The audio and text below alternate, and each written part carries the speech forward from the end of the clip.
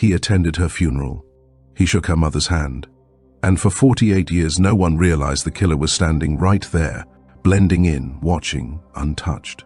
In 1971, 21-year-old Laura Ann Bennett was found strangled in her dorm room, her life stolen too soon. The case went cold, leaving unanswered questions and silent grief, until a single coffee cup, decades later, revealed the truth no one saw coming. What investigators uncovered would shatter a community's trust and prove that monsters don't always hide in the shadows. Sometimes they live among us, closer than we ever imagine. March 16th, 1971. The morning sun stretched across the University of Alabama satellite campus in Tuscaloosa County. Sophia Brown, a sophomore studying education, knocked repeatedly on her friend Laura's dorm room door. "She always met me for breakfast on Tuesdays," she told detectives later. When Laura didn't show up for class either, Sophia knew something was wrong.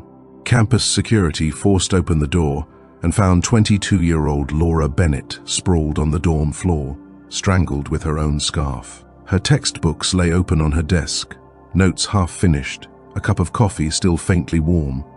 There were no signs of forced entry, no struggle, just a bright young life extinguished without warning or explanation. For 50 years, her killer lived quietly less than 10 miles from the campus. He attended the same fundraisers where Laura's parents spoke tearfully about their daughter's memory. One photograph from a 1982 scholarship event would later resurface, showing the man standing just a few feet behind Laura's grieving mother, hands folded, eyes fixed on the ground.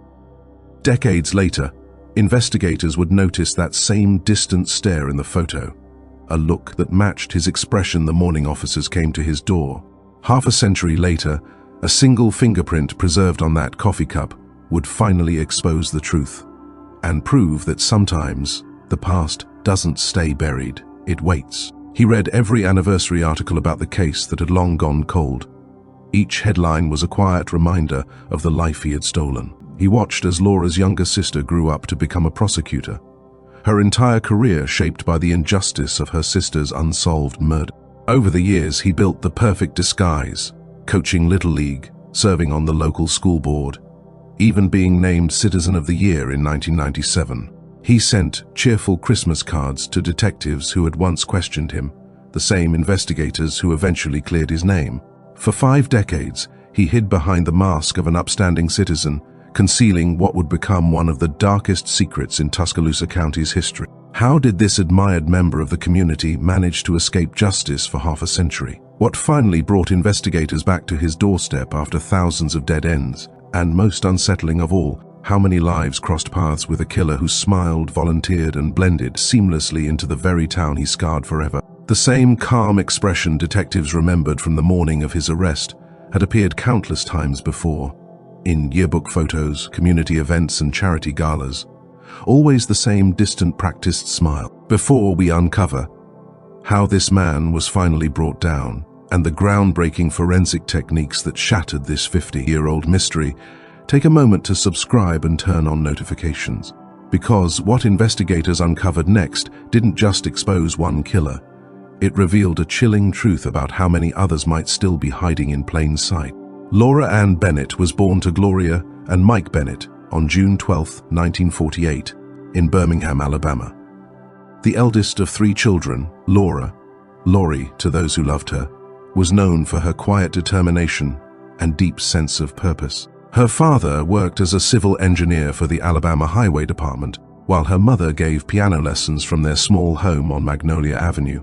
From childhood, Laura had a natural gift for science that set her apart from her classmates.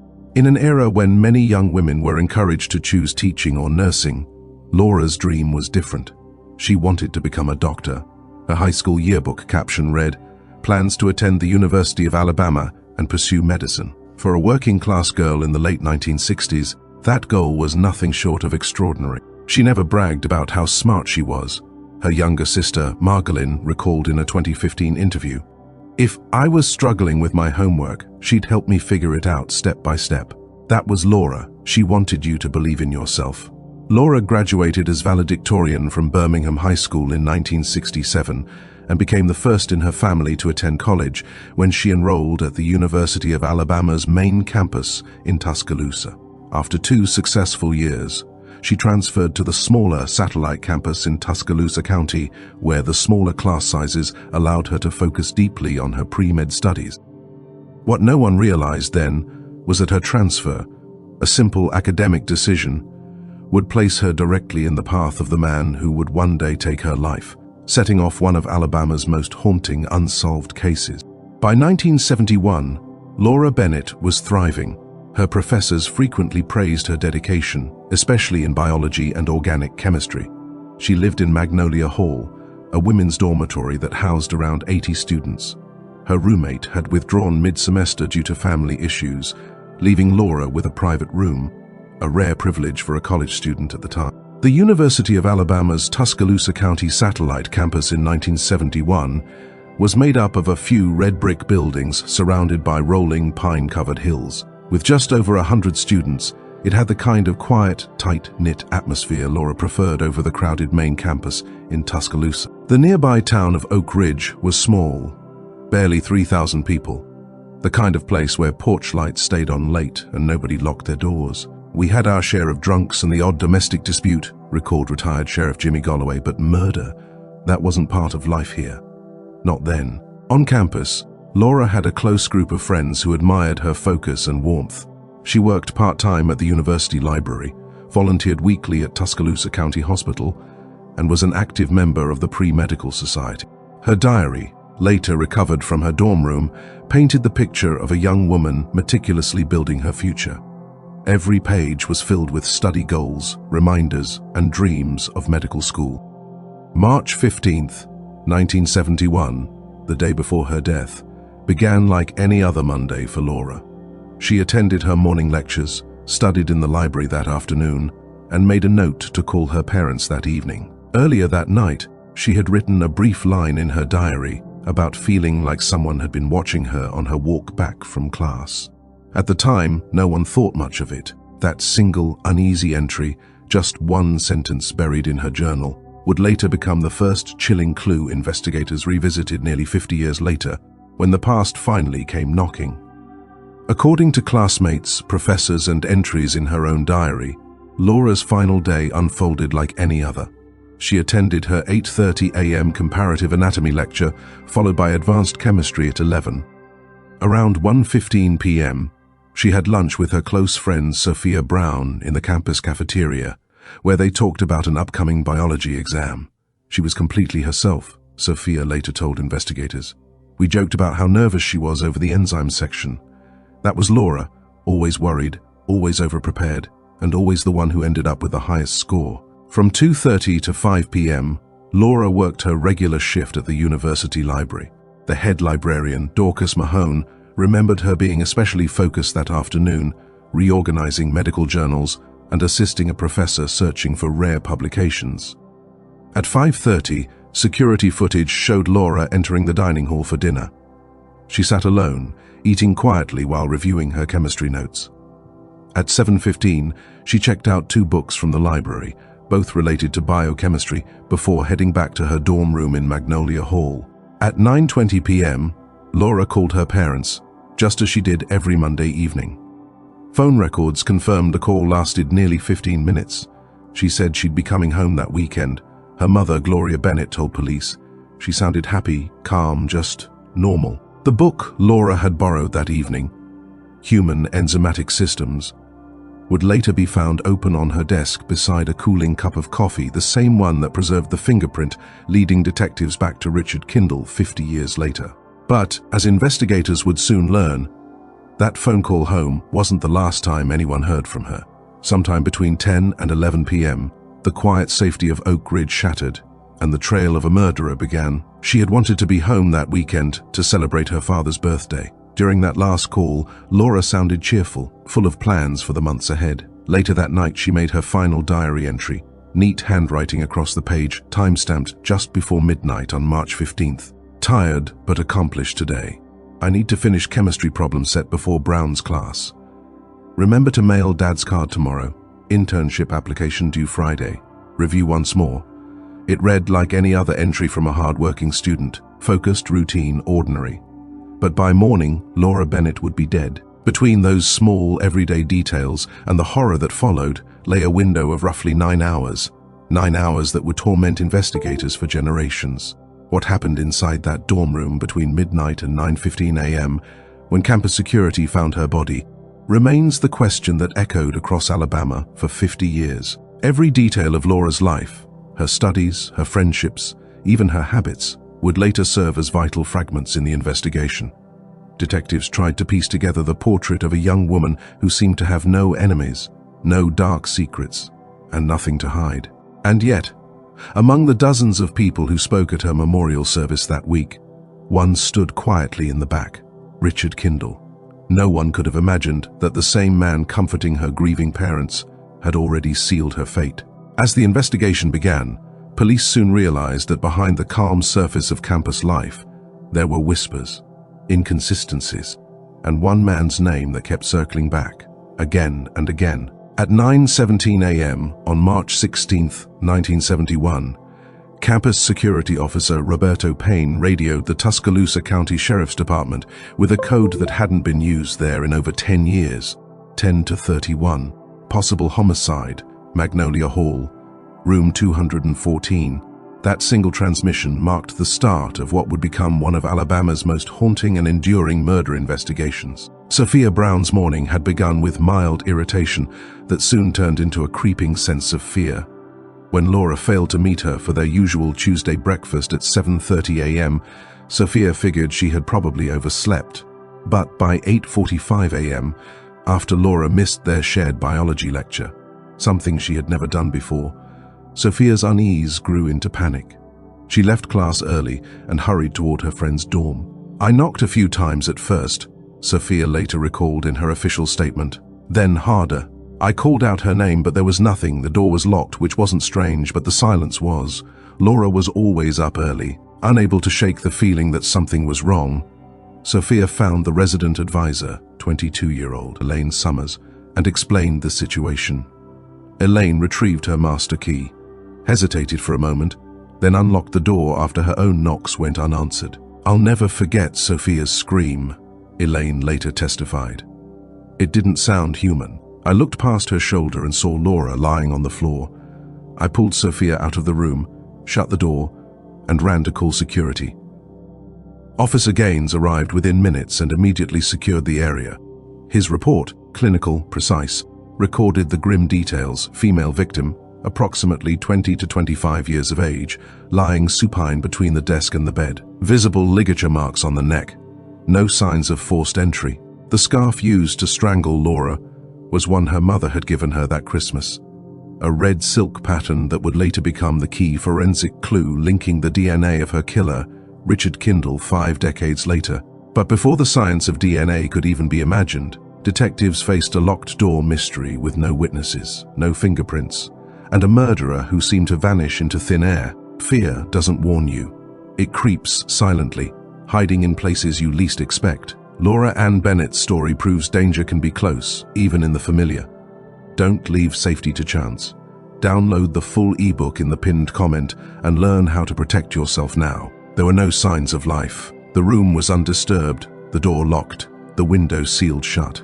Sheriff Peter Haywire and Detective Frank Bauer arrived at 9:42 a.m., followed 20 minutes later by County Medical Examiner Dr. Howard Levitt. By 10:30, the quiet Alabama campus had become a hive of police radios, camera flashes, and murmured disbelief. Detective Bauer's first impressions, scribbled hastily in his notebook, told a story of precision and restraint. The victim, identified as Laura Bennett, appeared to have been strangled with her own scarf. There was no forced entry, no overturned furniture, no shattered glass. The room was neat and orderly, except for the small space where her body had fallen. What caught investigators' attention most, however, was a detail resting quietly on the desk: 2 coffee cups, both still faintly warm, both showing signs of use. It was the one clue that immediately stood out, a silent suggestion that Laura had invited her killer inside, someone she trusted enough to share a late-night conversation with. Dr. Pevitt's preliminary assessment placed the time of death between 11:30 p.m. and 2:30 a.m. Laura had been dressed in jeans and a University of Alabama sweatshirt, not sleepwear, indicating she hadn't been preparing for bed. The ligature marks were consistent with sustained pressure, Dr. Levitt noted in his initial report. The assailant likely approached from behind, using significant force.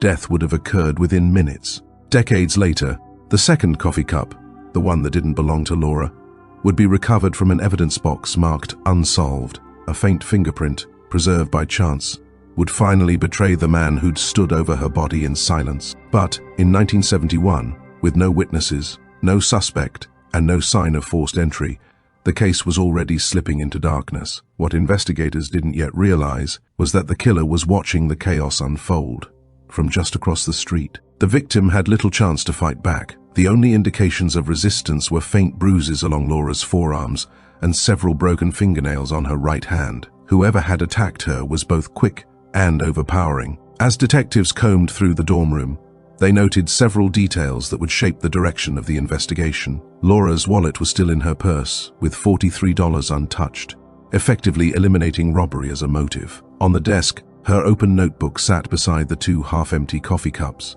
evidence that she may have been studying when her unexpected guest arrived. The most baffling clue, however, was the door. It had been locked from the inside, and the key was later discovered in Laura's pocket. Investigators were left with two improbable possibilities. Either the killer possessed a duplicate key, or they somehow managed to lock the door from within and escape through the window. Detective Bauer doubted the latter. The third-floor window was closed and undisturbed, and a jump from that height would likely have left injuries, or worse. By midday, the murder had sent shockwaves through the university and beyond. Local radio stations broke into their morning programs with grim updates. The administration convened an emergency meeting announcing that all classes would be suspended for the rest of the week. The phones wouldn't stop ringing, recalled Binta Perkins, an administrative secretary. Parents were frantic. Some were already driving down to campus before we could even confirm what had happened. Students were huddled together in the hallways crying. It felt like the air had been sucked out of the entire school. In the nearby town of Milton, the atmosphere was equally shaken. Businesses shut their doors early. Churches opened for late-night vigils. The mayor appeared on local TV, urging calm and vowing that every available resource would be used to catch whoever was responsible. Back on campus, investigators worked deep into the afternoon, photographing every inch of the room, dusting for prints, and collecting fibers and hair samples. What they found next would deepen the mystery even further. A single partial fingerprint smudged on the rim of one coffee cup, and a lipstick mark that didn't belong to Laura. The evidence collected that day would later become the foundation for solving a mystery that haunted the town for decades. Fingerprints lifted from the coffee cups, carpet fibers near the body, and microscopic traces of skin found beneath Laura's fingernails, all preserved carefully in sealed evidence bags, would one day reveal what no one in 1971 could imagine. "We're treating every inch of that room as potential evidence," Sheriff Haywire told reporters during an impromptu press briefing that evening. Cameras flashed as he spoke, his voice steady but heavy with the weight of the town's fear. "At this stage, we have more questions than answers, but I want to assure the campus and the wider community this case is our top priority."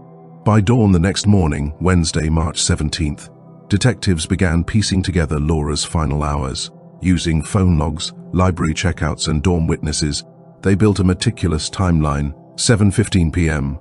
Laura checks out 2 books from the university library. 7:30 to 8:45 p.m. Multiple witnesses see her studying alone in the dorm's common room. 8:50 p.m.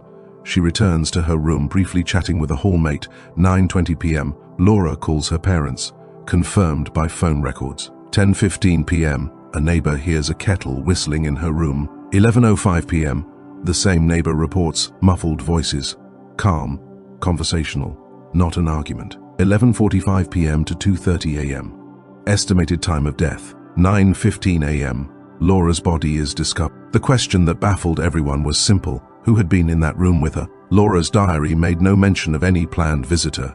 Her friends insisted she hadn't mentioned meeting anyone, yet the second coffee cup, the faint trace of someone else's fingerprint, and the soft echo of that 1:05 conversation all pointed to an unseen guest.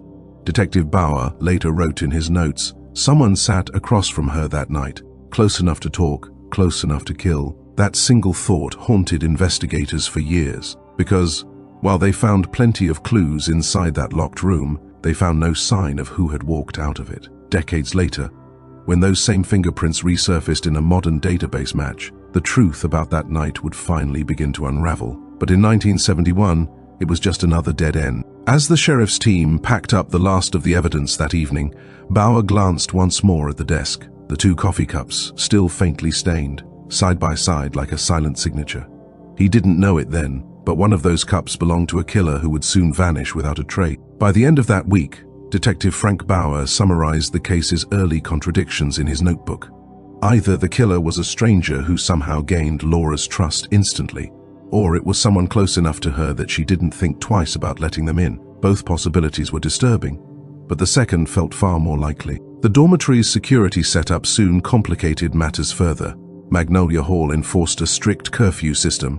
Visitors had to sign in at the front desk and were required to leave by 10 p.m. The logbook for March 15th showed no entries for Laura, and the night guard, a veteran employee named Harold Reese, was adamant that no one unauthorized had entered the building after hours. This left detectives with an unsettling conclusion. Either Laura's killer lived among the students, worked on campus with access to keys, or had somehow found a way to slip past the university's supposedly foolproof security system. None of those options inspired confidence.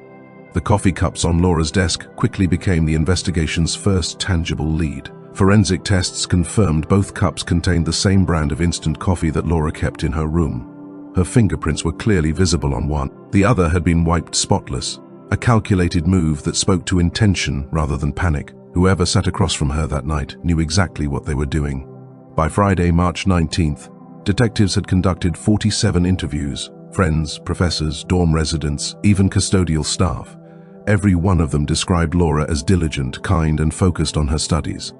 None could name a single person who would wish her harm. Earlier that week, Laura had mentioned feeling watched while walking back from the library, a detail her roommate brushed off as late-night nerves. That offhand remark would later return to haunt the investigation.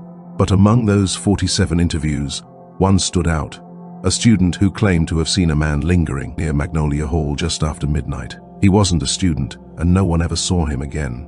Who was he, and how had he vanished without leaving a trace? By that weekend, investigators had lifted fingerprints from 23 potential suspects and collected hair samples from 15.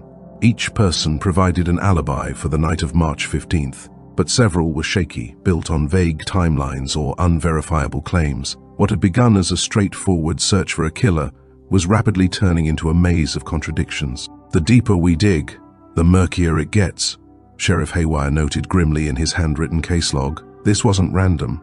Someone chose Laura, someone who felt safe enough to sit across from her, share coffee, and still had the presence of mind to wipe their prints clean. Whoever it was knew how to move unseen. As Laura's body was released to her grieving family for burial, the investigation stalled for the first time. With no witnesses, no solid motive, and evidence that seemed to circle back on itself, detectives began chasing ghosts through dorm hallways and lab corridors. Her funeral, held the following Monday in Birmingham, drew more than 400 mourners. Classmates, professors, and neighbors packed the small church until there was standing room only. The university president delivered a solemn tribute, calling Laura a light extinguished too soon. Her father, silent throughout the service, finally broke when the casket began its slow descent into the earth, a moment that would haunt those present for years. Among the mourners stood Sophia Brown, Laura's closest friend, clutching the scarf Laura had been strangled with. The same scarf she'd helped her pick out at a downtown boutique months earlier. That single object tied the beginning of their friendship to the end of Laura's life. As the service ended and the crowd dispersed, Detective Bauer stood in the rain outside the church, staring at the faces passing by. Somewhere among them, he believed, stood the person responsible, someone who had come to watch the aftermath of their own crime. But which face was it? And how long would it take before the mask slipped? "We demand justice for our daughter," Gloria Bennett told reporters outside the church, her voice steady despite the streaks of grief on her face. "Someone out there knows what happened to Laura. We beg you, please come forward." What neither the devastated family nor the exhausted investigators could have foreseen was that justice would not come quickly. It would take 50 long years, and the key to unlocking the truth was already sealed inside an evidence box, untouched, waiting patiently for science to advance far enough to expose a killer who had once walked freely among them. By April of 1971, the shock surrounding Laura Benneth's murder had begun to curdle into something darker: fear. Enrollment at the Milton campus plummeted as anxious parents pulled their daughters out mid-semester. Those who stayed rarely walked anywhere alone, even in daylight. The administration responded with panic measures, installing floodlights along dorm paths and stationing guards around the clock. Yet, for all the visible changes, inside the investigation room, progress had slowed to a crawl. Every promising lead seemed to dissolve under scrutiny. Every suspect came with a dead-end alibi. Detective Frank Bauer, unwilling to let the trail go cold, redrew his investigative strategy into 3 circles of proximity. The first, those closest to Laura, her family, friends, and classmates. The second, those who regularly intersected with her life, professors, co-workers, and campus staff. And the third, the outsiders, strangers who might have brushed past her once, unnoticed, but with deadly intent. Among the names in that first circle sat Sophia Brown, the same friend who had discovered Laura's body. Her statements remained consistent, yet one small discrepancy in her timeline would later become critical when investigators reopened the case decades later. If Laura Ann's case happened today, would anyone speak for her? You just did by listening. Now go one step further. Subscribe and help keep cold cases alive until every one of them gets solved. As the weeks dragged into months, and the fear across Milton turned to frustrated silence, the case of Laura Benneth slipped slowly into the archives of unsolved murders. But inside a cardboard evidence box, a single swab under her fingernails still carried the microscopic truth, the one that would eventually shatter the illusion of safety the town had built around itself. This strategy produced an initial suspect pool of 27 names. We started with the obvious, Detective Bauer later wrote in his case report. Former boyfriends, male classmates who had shown a particular interest in her, and faculty members who had frequent contact with her. The first person they focused on was Laura Benneth's ex-boyfriend, Peter Dessler, a graduate student attending the main Marshall campus in Huntington. The two had dated for roughly 8 months before Laura ended the relationship in January of 1971. Her diary made the reasons clear. Peter had grown possessive, uncomfortable with her ambitions, and frustrated that she prioritized medical school over talk of marriage. Classic motive territory, Bauer noted dryly in his field notes. Peter was questioned 3 separate times in the first 2 weeks of the investigation. Each time, his demeanor remained calm, even cooperative. His alibi placed him 30 miles away in Huntington, studying with classmates that same night. Multiple witnesses confirmed his presence, and phone records backed up his claim that he'd made a call from his dorm room at exactly 11:30 p.m., right in the middle of the suspected window of death. Reluctantly, detectives ruled him out. The next potential lead came from a statement by Jane Amigo, one of Laura's dorm neighbors. Jane told investigators she'd seen a maintenance worker near Laura's room at approximately 10:30 p.m., a time well after his normal shift should have ended. He was carrying a small toolbox, Jane recalled. I thought it was odd, but I didn't say anything. Maintenance was always around fixing something. Jane's seemingly minor observation about that toolbox would resurface decades later, when cold case investigators discovered a matching repair ticket that had mysteriously disappeared from the 1971 maintenance log. As detectives turned their attention to the maintenance staff, one man's name began to surface repeatedly, an employee with a history that didn't quite match the clean image the university had presented. What they didn't know yet was that this man's file contained more than just work records.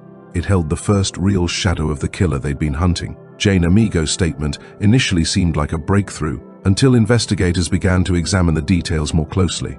He didn't have any tools with him, she told police. Struck me as strange for a maintenance worker, but he smiled and said good evening, so I didn't think much more about it. That brief encounter led detectives to John Shank, a 43-year-old university maintenance employee who had unrestricted access to all dormitories. Lewis's personnel file showed minor disciplinary issues and a small criminal record, 2 disorderly conduct arrests from bar fights in his 20s. Nothing violent, but enough to raise eyebrows. When questioned, Lewis gave conflicting accounts of his whereabouts on the night of March 15th. At first, he claimed to have been home watching television. Later, he said he had been working late fixing a heating vent in another building. The inconsistencies, combined with his access to Magnolia Hall, quickly elevated him to the investigation's primary suspect. But that lead collapsed as fast as it had formed. Investigators soon uncovered hospital records showing that Lewis had been admitted to Abel County Hospital at 9:45 p.m. the night of the murder after falling from a ladder and breaking his ankle. Nurses confirmed he remained hospitalized until the next morning, completely incapable of committing the crime. "We're not sure who Jane Amigo saw that night," Sheriff Haywire admitted during a tense press briefing, "but it couldn't have been John Shank." That dead end pushed detectives back to campus, where a new name began surfacing among student interviews: Professor Willie Toney, who taught Laura Benneth's advanced chemistry class. Multiple students described how Toney had taken an unusual interest in Laura's performance, frequently asking her to stay after class to discuss research topics. One classmate later told investigators, "He wasn't overtly inappropriate, but the way he looked at her, it made people uncomfortable. You could tell he liked the attention she gave him." Professor Toney's name would vanish from reports for decades, until a forgotten tape of his 1971 interview resurfaced during the Cold Case Review, revealing a single comment that would change everything. As detectives prepared to question Toney more aggressively, they had no idea that this polite, soft-spoken professor was about to deliver a statement so contradictory it would fracture the investigation and point toward a chilling truth no one was ready to face. Professor Toney cooperated fully with investigators. He agreed to fingerprinting, turned over his clothing from the night of the murder, and submitted to a lengthy interview without legal counsel. His alibi, that he had been home with his wife and teenage children, was solidly confirmed. Furthermore, his fingerprints didn't match any recovered from the dorm room. Though a few detectives continued to suspect him quietly, there was simply no evidence linking him to the crime. By the end of April, every one of the 27 names on the original suspect list had been cleared. Some were ruled out through airtight alibis, others through the absence of any forensic link to the crime scene. The investigation, once fueled by urgency and public pressure, had begun to stall. "We're dealing with either incredible luck or calculated precision," Detective Bauer wrote in a memo to Sheriff Haywire on April 30, 1971. This wasn't a spur-of-the-moment act. Whoever did this knew exactly what they were doing. With the primary leads exhausted, investigators widened their net. They retraced Laura's movements outside campus, questioning store owners, bus drivers, and hospital staff she interacted with through her volunteer work. Every new name added to the expanding suspect board, 43 in total, was systematically checked and eventually eliminated. Meanwhile, the forensic side of the investigation struggled against the limitations of 1970s technology. The two coffee cups were dusted with basic powder techniques.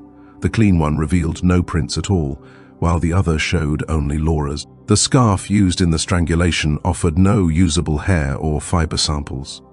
Even the most promising evidence, the skin fragments found beneath Laura's fingernails, could only be classified under a microscope.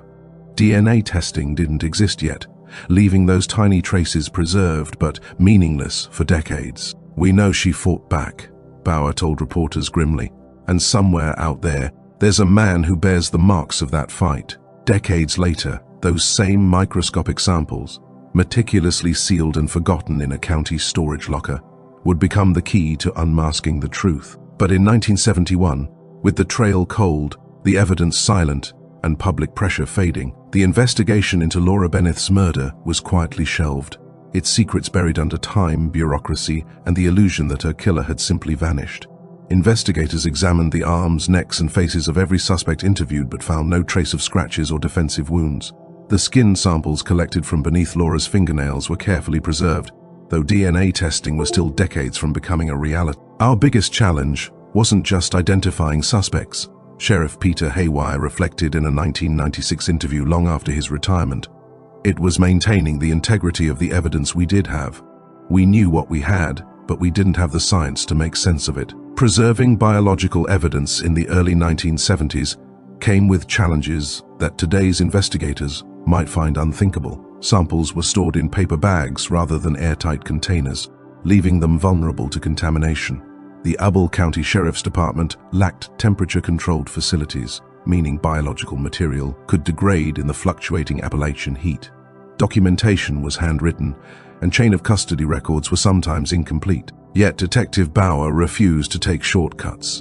He personally supervised the packaging and labeling of every item tied to Laura Benneth's murder, enforcing strict evidence handling rules that went far beyond the department's standards at the time. That extra care, unremarkable then, would one day become the reason the case didn't vanish entirely into dust. By the summer of 1971, public interest had faded. Headlines that once screamed about a promising medical student's murder dwindled to brief mentions buried deep inside local papers. Television stations moved on to fresher stories, and the Benneth case quietly slipped into the cold files of Abel County. The preserved skin samples, the ones Bauer fought to protect, would later resurface as the only surviving clue capable of revealing the truth. But for the next 2 decades, that truth would remain locked away in a paper envelope, waiting for a science that didn't yet exist. As public interest waned, the investigation team grew increasingly uneasy. They knew that fading headlines often meant fading memories, and witnesses who might soon forget critical details. In June, a potential break surfaced.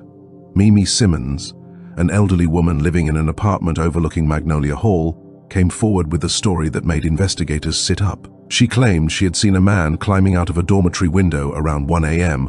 on the night Laura Benneth was killed. Her description was frustratingly general. Average height, dark clothing, no defining features. "I didn't think anything of it at the time," she told detectives, her voice trembling. "I figured it was just some boy sneaking out after visiting his girl, but when I read about poor Laura in the paper, I started wondering if it was connected." Her account lined up with the estimated time of death, but the lack of detail gave investigators little to work with. Still, Bauer ordered a second exhaustive canvass of the surrounding neighborhood. Officers knocked on every door, questioning residents about anything unusual that night. Not a single new witness emerged. By September 1971, 6 months after Laura's murder, the case had gone cold. Detective Bauer's log showed 124 leads followed, 201 individuals interviewed, and 97 pieces of physical evidence collected. Yet not one of those paths led to Laura's killer. Bauer found himself returning again and again to the small brown envelope marked fingernail scrapings, the one piece of evidence he had personally sealed. He couldn't explain why, but something about it felt like the case's heartbeat, still faintly alive. What Bauer didn't know was that the answer he was chasing would outlive him, and that envelope would become the bridge between 2 eras of justice. 25 years later, a young forensic analyst reopening a dusty evidence box would make a discovery that would finally make Laura Benneth's voice heard again. By the fall of 1971, the Laura Benneth investigation had become a labyrinth of unanswered questions. Detectives had built and dismantled dozens of theories, each collapsing under the weight of inconsistent evidence or dead-end testimony. Every promising lead dissolved into frustration. The tools of that era, rudimentary forensics, unreliable witness memory, and limited communication, had reached their ceiling. Sheriff Peter Haywire faced the agonizing duty of visiting the Benneths to deliver the words no parent should ever hear. The case was being reclassified as open but inactive, cold. "It was the hardest conversation of my career," Haywire later admitted in a 1996 interview. "Mike Benneth just stared at me with eyes that looked hollowed out. Gloria clutched his hand so tight her knuckles turned white. They didn't yell, they didn't break down, they just nodded, like they'd already known this day was coming." The Benneths made a single request, that every piece of evidence, no matter how small, be preserved. Every hair, fiber, and scrap of paper. Gloria's voice didn't tremble when she said, "Promise us you'll keep it safe. Someday, someone will know what to do with it." Sheriff Haywire gave his word. That promise would become a thread running silently through time, binding 1971 to 2019 through a series of carefully labeled boxes in a Abel County evidence vault. Among them was that small brown envelope Detective Bauer had sealed himself, the fingernail scrapings he could never stop thinking about. He'd written the date, the case number, and a single word across the top: preserve. No one then could imagine that nearly 5 decades later, that envelope would unlock the truth and reveal a killer who had lived among them for years. It's almost haunting to realize that while people across the world are watching this now, Laura Ann Bennett's killer spent nearly 50 years doing the same routine, waking up, checking the time, and wondering if that would be the day the truth finally reached him. After Laura's funeral, the Bennett family returned to their home in Birmingham to a flood of sympathy cards, casseroles, and a silence so heavy it felt like another presence in the room. Gloria Bennett, once a lively piano teacher with dozens of students, gave up teaching altogether. Her husband, Mike, took an extended leave from the highway department and came back a different man, quieter, slower, lost somewhere between grief and disbelief. The first year wasn't about living, it was about enduring, recalled Laura's younger sister, Magdalene, in a 2010 interview. Mom would still set the table for 4 before realizing there were only 3 of us now. Dad would start to say, "When Laura comes home for Christmas, then just stop talking." It wasn't a haunting by her ghost, it was the emptiness she left behind. For the Bennetts, justice wasn't just a goal, it became an inheritance. When the police suspended the investigation in late 1971, Mike Bennett began his own unofficial pursuit. In a series of worn leather journals, he recorded everything, every conversation with detectives, every rumor, every name mentioned on the street. By the time he passed away in 1994, those journals filled 17 thick volumes, a father's lifelong mission to solve the mystery that the system couldn't. Remember that evidence box the sheriff promised to preserve? It's still sitting there, untouched, for decades, quietly holding the answer Mike spent his life searching for. But in 2019, that box would finally be reopened, and what they found inside would rewrite everything the Bennetts and the town thought they knew. The fingerprints, the fibers, the skin beneath Laura's nails, all waiting for the one breakthrough that would finally unmask the person no one ever suspected. Gloria Bennett's grief took a different shape. In 1973, she transformed her pain into purpose by founding West Virginia Families for Justice, an organization dedicated to supporting relatives of unsolved murder victims. What started as 4 mourning families gathered in the Bennett's living room soon grew into a statewide movement. By the 1990s, the group boasted over 300 members and had become a powerful voice for criminal justice reform in West Virginia. "My daughter's killer took more than just her life," Gloria told lawmakers during a 1978 state hearing that led to the creation of West Virginia's first cold case review team. "He took our peace, our faith in the world, our sense of safety, but he will not take our resolve. Whether it takes years or decades, we will find justice." Magdalene Bennett, just 16 when her sister was murdered, was shaped by that same resolve. She abandoned her original dream of studying literature and instead pursued a law degree, graduating from West Virginia University in 1980.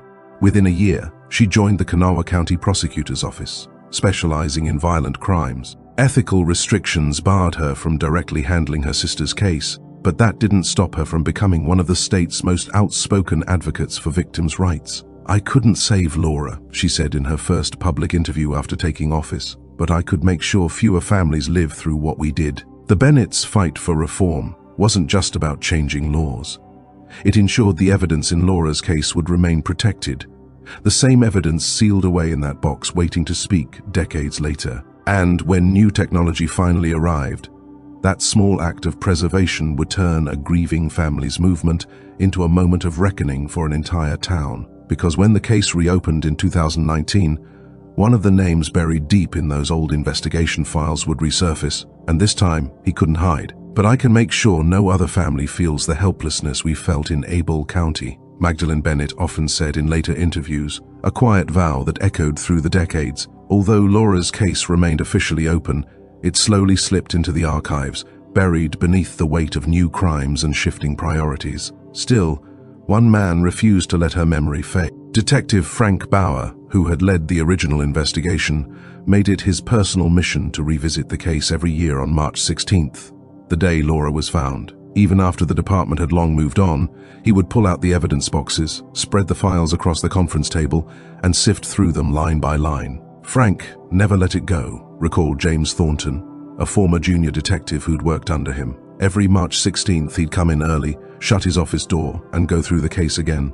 Sometimes he'd find a small detail we missed, but mostly it was his way of keeping her story alive. The case files themselves traveled almost as much as the investigation's reputation. First kept in the active case room of the Abel County Sheriff's Department, they were moved to basement storage in 1972, then relocated again in 1985 to a newly constructed county records facility. In 1997, when floodwaters threatened that building, a deputy reportedly carried the Laura Ann Bennett evidence boxes to higher ground on his shoulders, refusing to let anyone else touch them. "Those boxes," he later said, "were more sacred than half the things we keep locked away." Media attention came and went in waves, reappearing with each decade's milestone, stirring up old pain before fading once more. Each time her story resurfaced, Those same dusty boxes were pulled from storage, waiting for someone to finally listen to what they'd been trying to say since 1971. And when technology finally learned to interpret those silent clues, the case that haunted generations would begin to whisper again, because buried inside that evidence, beneath fingerprints, fibers, and time itself, was the one fragment that would finally name Laura's killer. Every shadow could hide a secret. Every familiar face might conceal a threat. Laura Ann Bennett's story reminds us how danger can lurk close to home. Don't wait until it's too late. Download the full ebook in the pinned comment and learn how to protect yourself. The 5-year mark in 1976 reignited public interest with a week-long investigative series in the Huntington Herald-Dispatch titled Justice Delayed: The Laura Ann Bennett Mystery. It revisited the case's haunting, unanswered questions, featuring interviews with investigators and family members who still clung to hope. By the 10th anniversary in 1981, a Birmingham television station produced the first ever documentary on the case, drawing renewed attention across West Virginia. Detectives and relatives appeared on camera, some for the first time, sharing memories that felt as raw as they had 2 decades earlier. But by the 20th anniversary in 1991, Laura's murder had shifted from a living tragedy to something dangerously close to local folklore. A retrospective published in the Marshall University student newspaper, though well-intentioned, contained several inaccuracies, proof that time was eroding truth. That prompted a sharply worded letter from Gloria Bennett, who demanded a correction. "This is not folklore," she wrote. "This is our ongoing nightmare." The 25th anniversary in 1996, however, brought something more than remembrance. It brought progress. DNA analysis was emerging as a revolutionary forensic tool, and the possibility of extracting genetic evidence from decades-old samples sparked cautious optimism. Sheriff William Diego, who had been a rookie deputy during the original investigation, authorized the first official cold case review of Laura's murder. A 4-person team spent 6 weeks re-examining every report, every photograph, every item logged into evidence, and re-interviewing surviving witnesses. While their renewed efforts didn't produce an arrest, they did result in one vital change. The evidence was repackaged using modern preservation standards. The skin samples from under Laura's fingernails were our most promising biological evidence, explained forensic technician Sandra Morris, who led the repackaging effort. Back in 1971, they were sealed in a simple paper envelope. We transferred them into sterile containers and stored them under proper refrigeration. That decision may have saved this case. Those same samples, once nearly forgotten in a dusty envelope, were the silent witnesses Detective Bauer had refused to abandon. And while the technology of 1996 couldn't yet extract their secret, the world was inching closer to the moment when science would finally speak for Laura. Because inside that microscopic trace of skin, untouched for 25 years, lay the identity of a man who thought he'd gotten away with murder. What if someone you trusted harbored a dark secret? Fear thrives in the unnoticed corners of life. Laura Ann Bennett's nightmare shows how easily danger slips by. Arm yourself with knowledge. Download the full ebook in the pinned comment before it's too late. As the years passed, forensic science advanced faster than the memories of those who once whispered about Laura Ann Bennett's murder. By 1998, investigators attempted the first DNA testing on evidence collected from her case, but the technology was still crude, expensive, unstable, and unforgiving. What little biological material they had was partially consumed during the process, leaving only fragments behind. "We were ahead of the science," Sheriff Diego told reporters solemnly, admitting that their early efforts nearly destroyed the most promising leads they had. "But we've preserved what remains. This case will be solved. It's only a matter of time before technology catches up to determination." Meanwhile, Abel County itself was changing beyond recognition. The Marshall Satellite Campus, where Laura once studied, had evolved into a thriving regional hub before merging back with the main university in 1989. Magnolia Hall, the dormitory that became the scene of her tragic death, was demolished in 2001. In its place rose a sleek, modern complex, symbolizing progress built on buried memories. The demolition briefly reignited public attention. Newspapers revisited the story.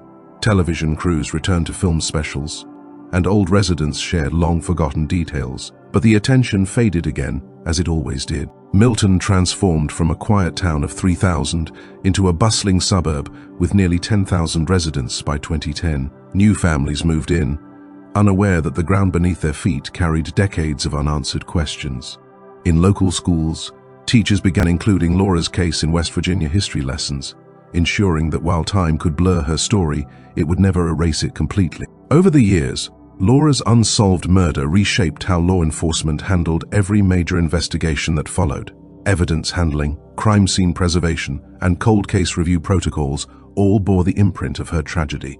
Years earlier, Sheriff Diego had promised, "This case will be solved." Those words echoed in every briefing, every forensic lab, every newly trained officer who learned about the Bennett case as more than just a mystery, but as a lesson written in loss. Yet, despite every vow, every new technology, and every cold case review, one question still haunted them all.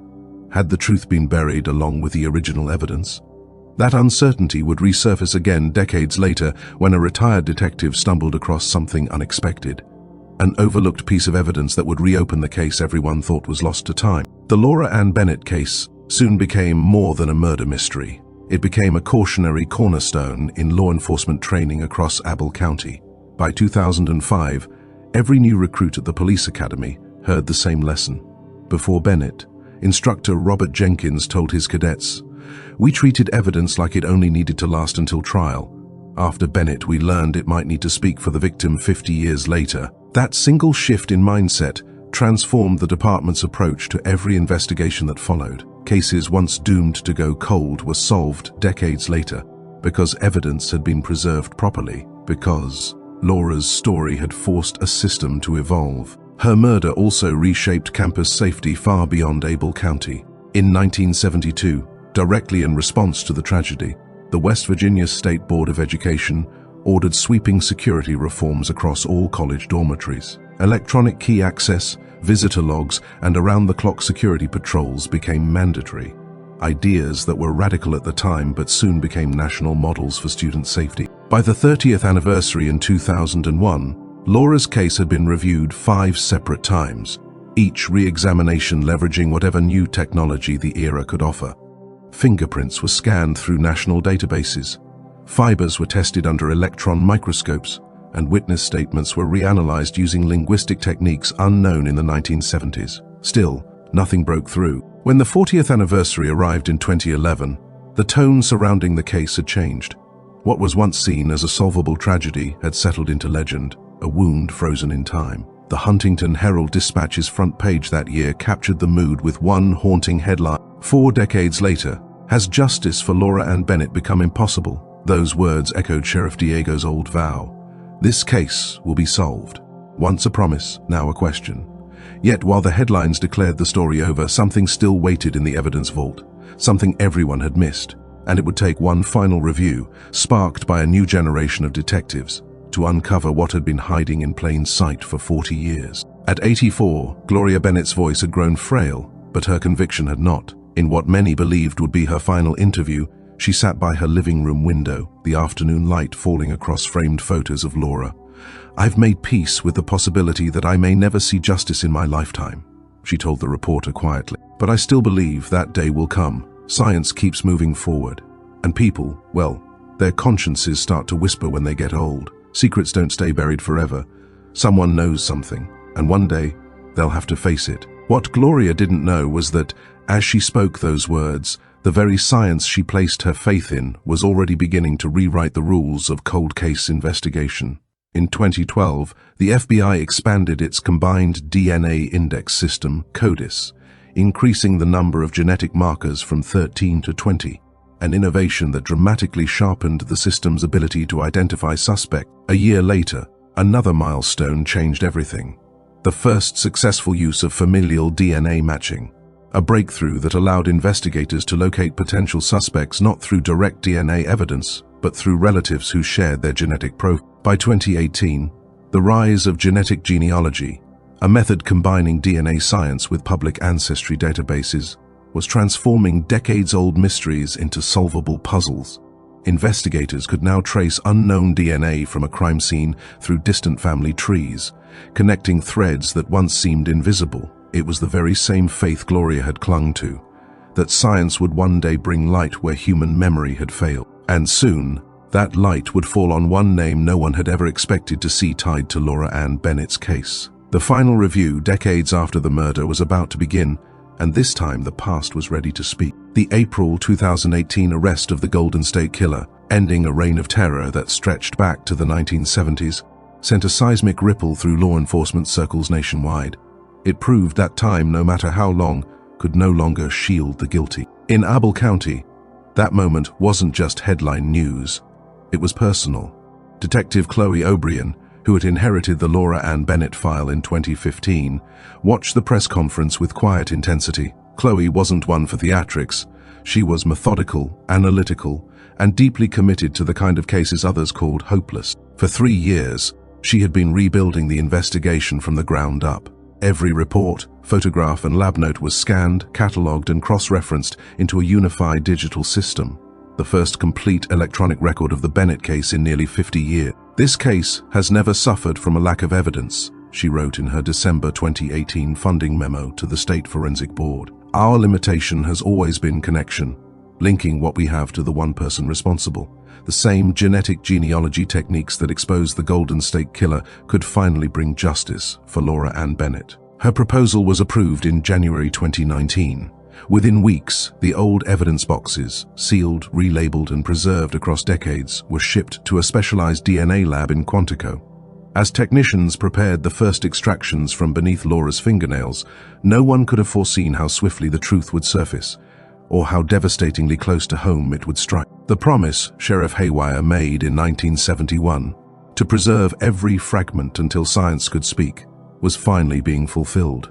But when science did speak, its voice revealed something no one in Abel County was ready to hear. The name that emerged from the results would not only solve a murder, it would shatter the town's trust in its own part. Gloria Bennett's lifelong pursuit of justice, 48 years of unbroken resolve, was nearing its long-awaited conclusion. The woman who had stood before lawmakers, built a statewide advocacy movement, and carried her daughter's memory through decades of silence, would finally live to see the name behind the crime. On February 12, 2019, Detective Chloe O'Brien stood over the small evidence package containing the skin cells once lodged beneath Laura Ann Bennett's fingernails. The item was barely larger than a paperback, yet it carried the weight of nearly half a century of grief, failure, and stubborn hope.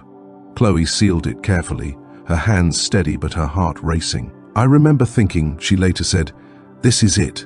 Either this test finally speaks, or Laura's case will remain silent forever." The sample was sent to Parabon Nanolabs in Reston, Virginia, a pioneering facility at the forefront of forensic genetic genealogy. Their method represented a paradigm shift.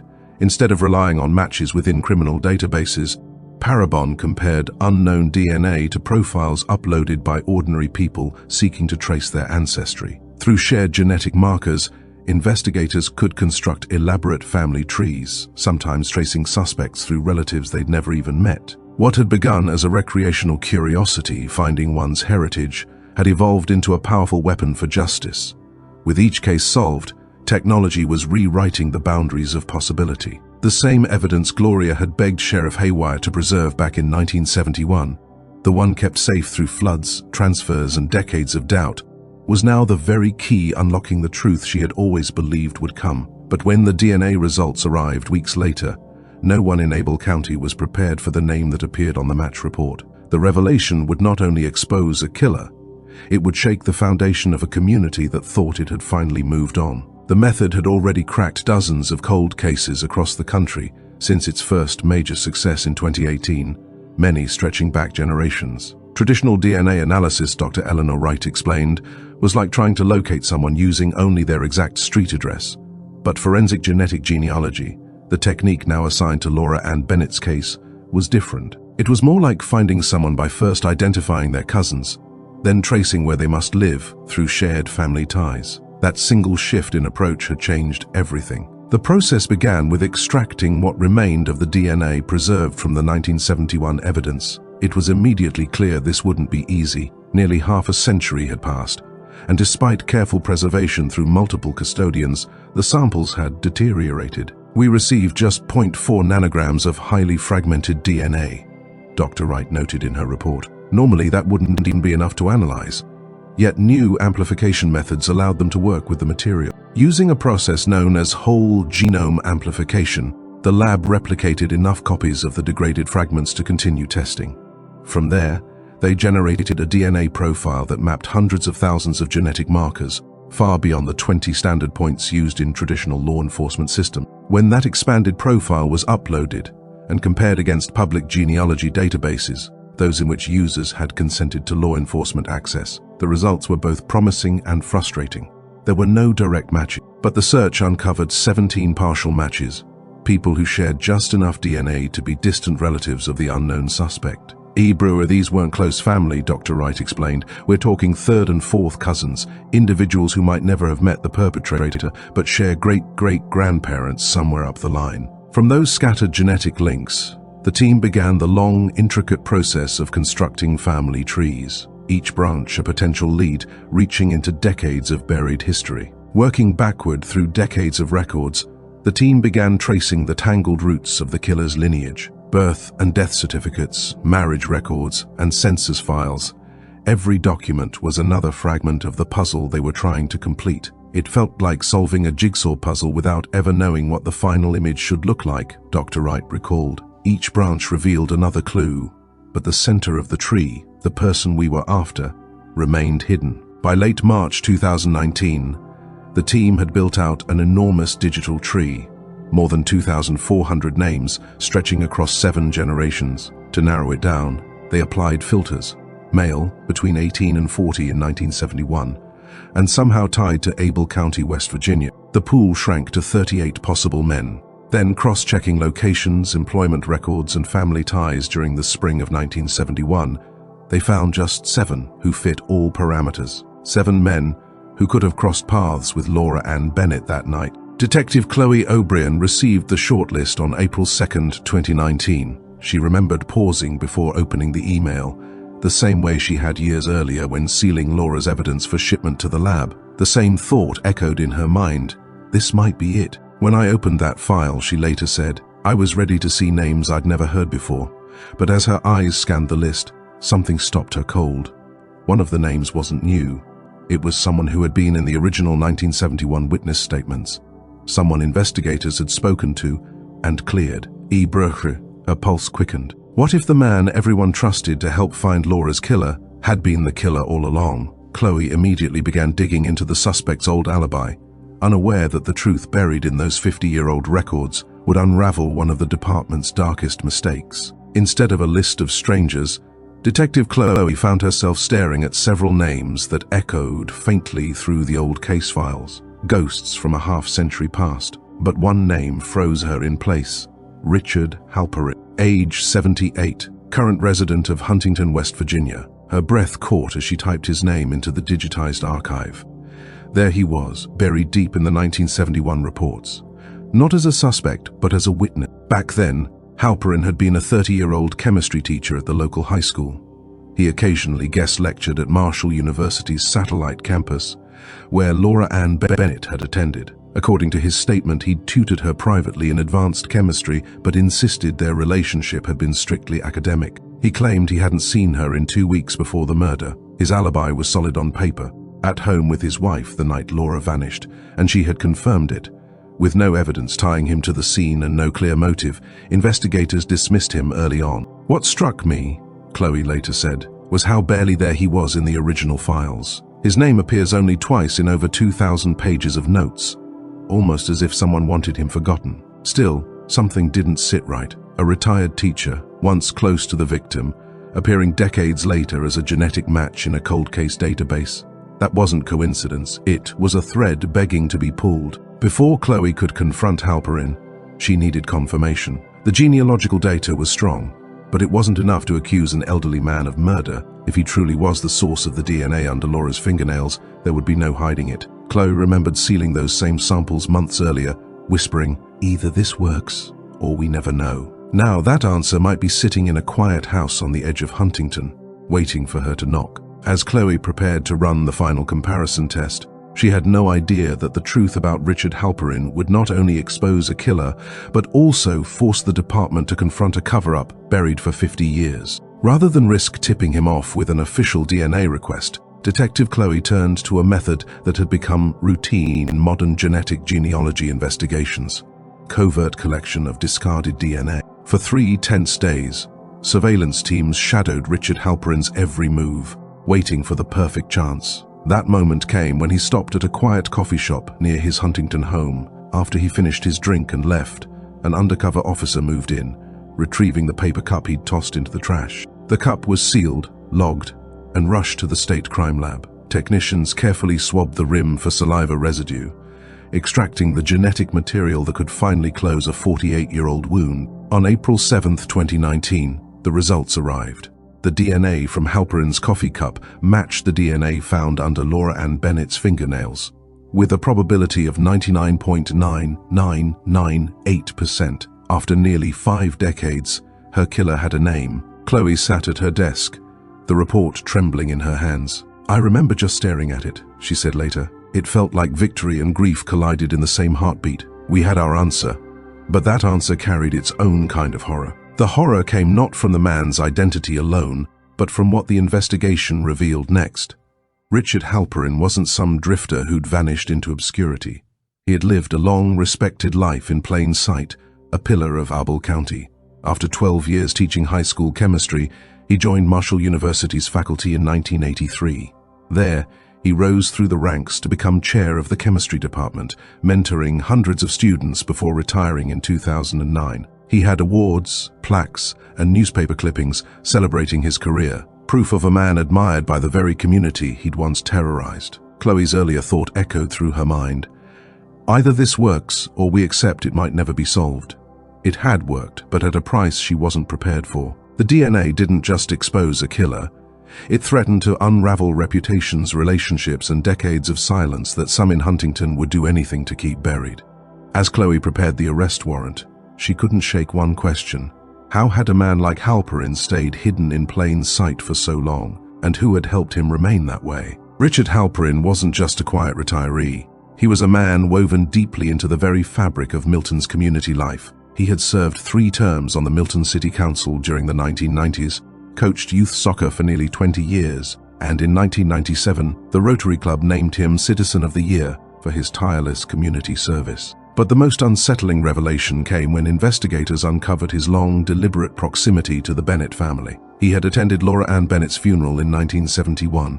He had donated regularly, small amounts every year, to the Memorial Scholarship Fund created in her name. In 1985, he even sat beside Gloria Bennett on a governor's task force for campus safety, calmly discussing student protection policies while carrying the secret of her daughter's murder. The psychological duality it takes to maintain that kind of deception is staggering, said Dr. Ela Cassidy, a forensic psychologist who reviewed the case. This wasn't someone who killed and disappeared. He stayed. He embedded himself in the same community he'd scarred. He reinvented himself as a role model, while living every day with the truth he buried. With the DNA results now undeniable, Detective Chloe convened a small tactical team to plan the arrest. Every detail had to be handled with surgical precision, not just because Halperin was 78 and frail, but because the moment his name went public, the story would explode nationwide. He smiled in the community, served on councils, and coached children, all while hiding his guilt. You saw the truth. Don't turn away. Subscribe to Stand with the Victims Who Can't Speak for Themselves. January 15, 2019. As the first light crept over Huntington's quiet streets, 6 unmarked police vehicles rolled to a stop in front of Halperin's modest 2-story home, a house he'd lived in for more than 40 years. Chloe stepped out, her heart pounding against the cold air. She watched as officers moved into position. The air was still, the neighborhood silent.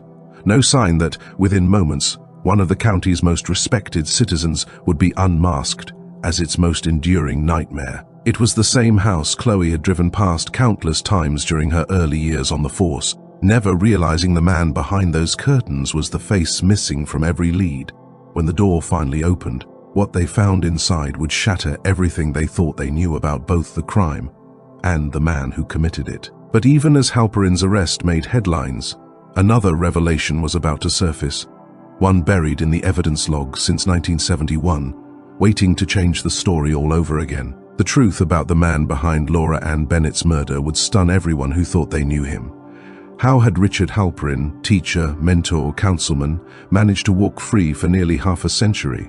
Was it cunning intellect, institutional oversight, or sheer chilling luck? Comment below with your theories before you hear what really happened. When Richard Halperin opened his front door that cold January morning in 2019, the look on his face said it all. It wasn't shock, it wasn't confusion, it was recognition. A quiet, tired acceptance that the past had finally caught up to him. Detective Chloe O'Brien stood at the front of the formation as officers moved in, their badges flashing against the dawn. She read him his rights. He listened calmly, eyes steady. No struggle, no denial. Just one final sentence to his wife of 47 years. Call Attorney Simmons.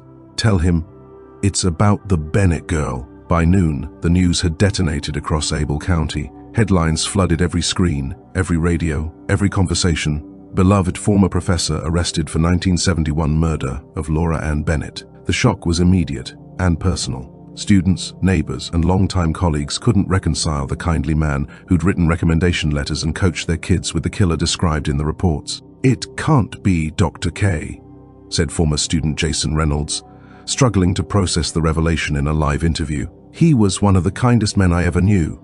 He showed up to my wedding. He believed in people. But kindness had been Halperin's mask. Behind it lay a story that investigators were only beginning to piece together, a story of opportunity, manipulation, and decades of silence. Years earlier, Detective Chloe had said, "Either this works, or Laura's case will never be solved." What she didn't know then was that her breakthrough would unearth not just a killer, but a master deceiver who'd hidden in plain sight. As Chloe began retracing Halperin's movements from that March night in 1971, what she uncovered next would force even veteran detectives to question everything they thought they knew about the case. Because one discovery, buried deep in his past, suggested Laura wasn't the only one. There may have been others. Mid-1971, Richard Kindle was a 30-year-old high school chemistry teacher with aspirations of joining the university faculty. Married just 2 years to his wife Diane, he supplemented their modest income by tutoring college students and occasionally guest lecturing at the Marshall Satellite Campus. Known as a strict but fair instructor, Kindle had a reputation for simplifying complex topics, the kind of teacher students respected, even feared a little. But behind that composed exterior, he had developed an unhealthy fixation on Laura Bennett after meeting her during a campus lecture series. Laura's diary, re-examined after his arrest, mentioned Mr. K offering extra help with chemistry concepts. She saw it as academic mentorship. Investigators now believe he saw it as something else entirely. According to evidence presented by Detective Chloe, Kindle likely went to Laura's dorm room that night under the guise of discussing an upcoming chemistry exam. 2 coffee cups found at the scene suggested she had let him in willingly, trusting him as a familiar instructor. Something during that visit, most likely Laura rejecting an inappropriate advance, ignited the violence that followed. After strangling her, Kindle carefully wiped down every surface he had touched, took the second coffee cup with him, and slipped out through the dormitory's main entrance during a brief shift change in security. He returned home to Diane, who later told investigators she had taken sleep medication that night and couldn't recall when her husband came to bed. That missing coffee cup, the one he removed that night, would later become the symbolic piece of the puzzle investigators could never find, a reminder of how close he came to escaping justice entirely. But the secrets he thought he buried in 1971 didn't stay buried. When detectives began retracing his life after the murder, they uncovered something far darker, a hidden pattern that suggested Laura might not have been his only victim. The most unsettling part of the case wasn't the murder itself, but what Richard Kindle did afterward. Instead of fleeing or fading into obscurity, he did the exact opposite, embedding himself even deeper into the community and carefully building a persona that made him untouchable. This wasn't just concealment, explained forensic psychologist Dr. Ela Cassidy. It was a complete transformation. Kindle didn't simply hide, he became someone everyone trusted, someone no one would ever question. That level of deception is exceptionally rare, even among psychopathic offenders. In the years following Laura's murder, his professional and social life flourished. He earned a PhD in chemistry through night classes, secured a teaching position at Marshall University in 1983, and eventually rose to become department chair. He published well-regarded research, guided generations of students, and collected teaching awards along the way. Beyond the classroom, he painted himself as the model citizen, a youth soccer coach, city council member, church deacon, and an ever-present face at community fundraisers. But the most chilling detail was how he maintained subtle ties to the very case that should have condemned him. Kindle attended memorial services marking major anniversaries of Laura's death, offered thoughtful quotes to local journalists covering the unsolved case, and even sat on a 1991 panel discussing campus safety reforms inspired by her murder. It was almost as if he needed to stay close to the tragedy, to the ghost of the girl he silenced, as a way of controlling the narrative. Yet, even as the facade held for decades, one small oversight would eventually bring his carefully built world crashing down. A single trace of DNA he didn't know he left behind. "He didn't just get away with murder," said Magdalene Bennett after hearing of Kindle's arrest. "He used my sister Laura's death to build his reputation as a caring member of the community.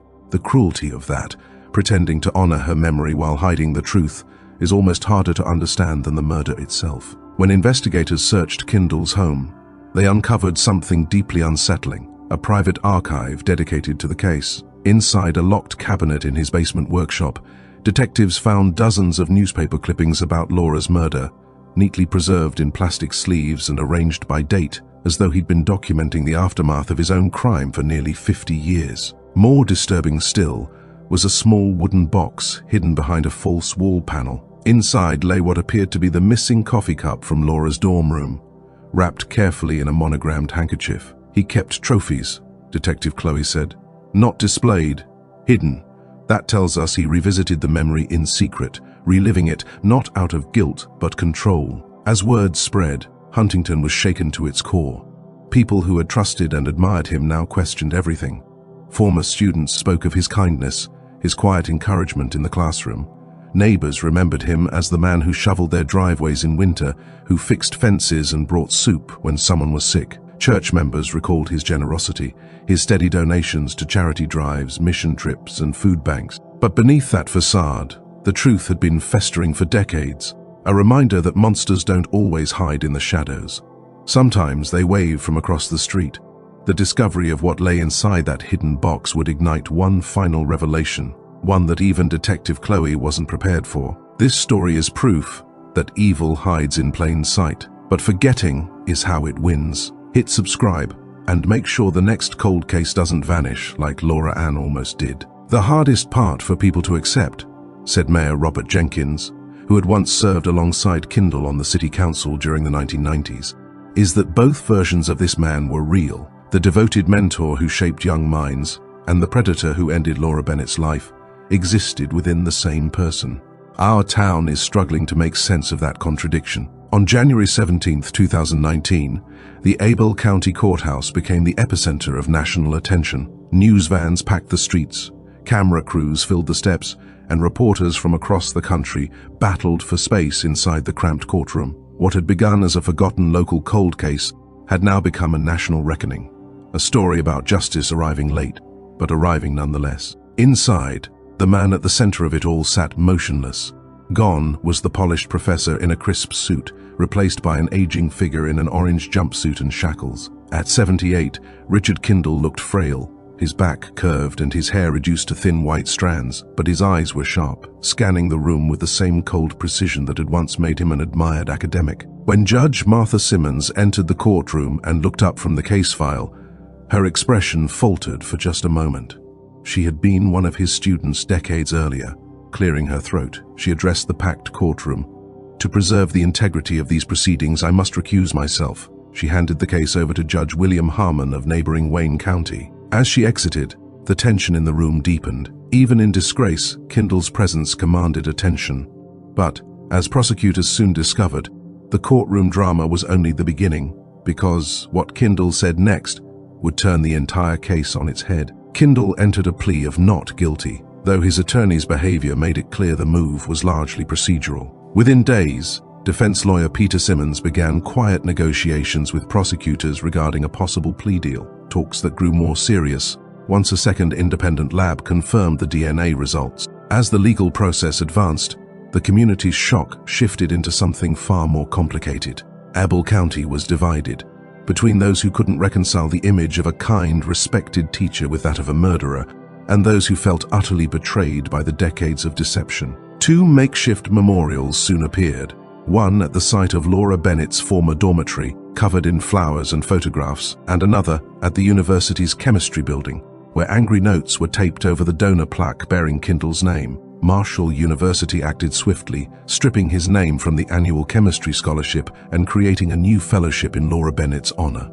The city council followed suit, unanimously voting to revoke his 1997 Citizen of the Year award. Former colleagues and students issued statements filled with disbelief and grief. "We're all re-evaluating everything," said Dr. Roberto Cini, the current chair of the chemistry department. "How many students did we send to his office alone? How many young women turned to him for guidance? The betrayal isn't just what he did to Laura, it's what he did to all of us who trusted him." For the Bennett family, Kindle's arrest stirred a deep and complicated mix of emotions. Gloria Bennett, now 92 and living in assisted care, received the news directly from Detective Chloe. She just nodded. Very calm, Chloe later recalled. Then she said, "I knew I'd live to see this day." There was no celebration in her tone, just quiet certainty, the voice of a woman who had never stopped believing that justice, however delayed, would one day arrive. Her younger daughter, Magdalene Bennett, now 64, and recently retired from her career in law, became the family spokesperson. At a press conference following the arraignment, she addressed reporters with the composed authority of someone long familiar with courtroom. "For 48 years we have lived with absence, the absence of Laura and the absence of truth," she said. "Today, part of that void has been filled. We finally know who took her from us, but the greater absence remains, and no arrest, no conviction can give us back the years she was denied, or the ones we lost waiting for this moment."